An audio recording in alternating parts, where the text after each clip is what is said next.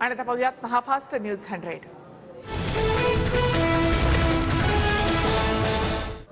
जरांगे शरद पवारांच्या जवळचे, जरांगेंच्या तोंडातून तुतारी वाजते आहे का? जरांगेंनी ठाकरेंची भाषणं ही कॉपी पेस्ट केली आहेत का? भाजपा आमदार नितेश राणे यांचा सवाल।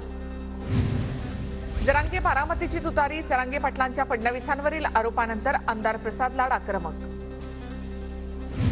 जरांगेंना ऑपरेट करणारा नेता कोण हे सर्वांना माहिती, ज्या वरिष्ठ नेत्याचा पक्ष संपलाय ते जरांगेंना ऑपरेट करत आहेत। आशिष देशमुख यांचं नाव न घेता शरद पवार यांच्यावर निशाणा।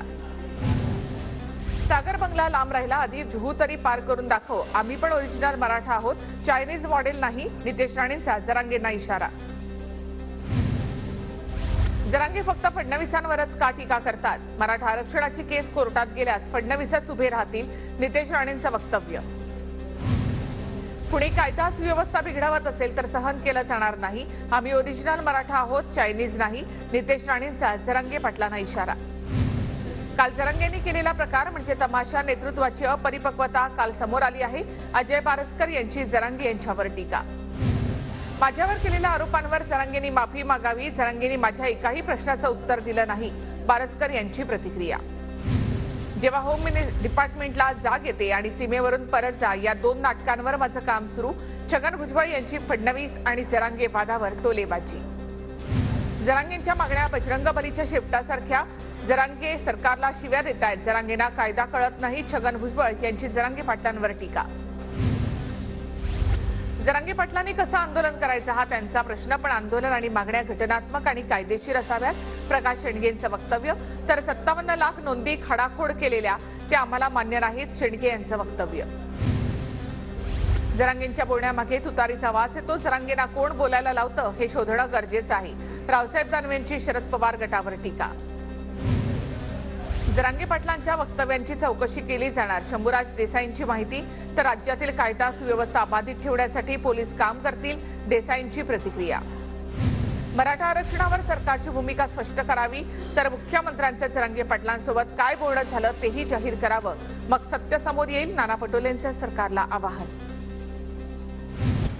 मनोज जरांगे अशी भाषा बोलायला त्यांना कुणीतरी तयार केलंय, जरांगेंना तयार करणारे कोण हे महाराष्ट्राला माहिती आहे। ओएसडी कोणाचे, पीए कोणाचे, कोण तडजोडी करत होतं, विजय वडेट्टीवारांचे जरांगेंना उद्देशून राज्य सरकारला सवाल। संचारबंदीमुळे जरांगे पुन्हा अंतरवाली सराठीत उपोषणस्थळी दाखल, शहाणी भूमिका घेऊन पुन्हा आलोय, संध्याकाळी 5 वाजता उपोषणाबाबत भूमिका मांडणार, जरांगेंची माहिती। दारं लावून फडणवीसांनी सागर बंगल्यावर बोलावलं, नाराजीची लाट आणखी उसळू देऊ नका, नाराजीची लाट परवडणारी नाही, जरांगेंचं फडणवीसांना आवाहन। फडणवीसांनी रात्री सोशल मीडियावर बंदुकीचा फोटो टाकला, हा प्रयोग रात्रीच होणार होता, पण फडणवीसांचा रात्रीचा डाव मोडला, फडणवीसांच्या पोस्टवरून जरांगेंचं वक्तव्य।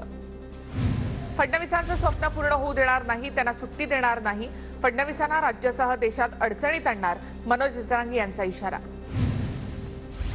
जालन्याच्या अंबड तालुक्यामध्ये संचारबंदी लागू, मनोज जरांगेंच्या आंदोलनाच्या पार्श्वभूमीवर संचारबंदीचा निर्णय।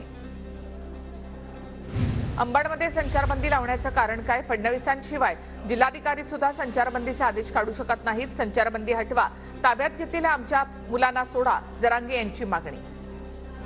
जरांगेंचा बोलविता धनी कोण माहिती नसेल तर फडणवीसांनी राजीनामा द्यावा, रश्मी शुक्लांना फोन टॅपिंगचा अनुभव, जरांगेंचा फोन टॅप करा, संजय राऊतांची फडणवीसांवर टीका।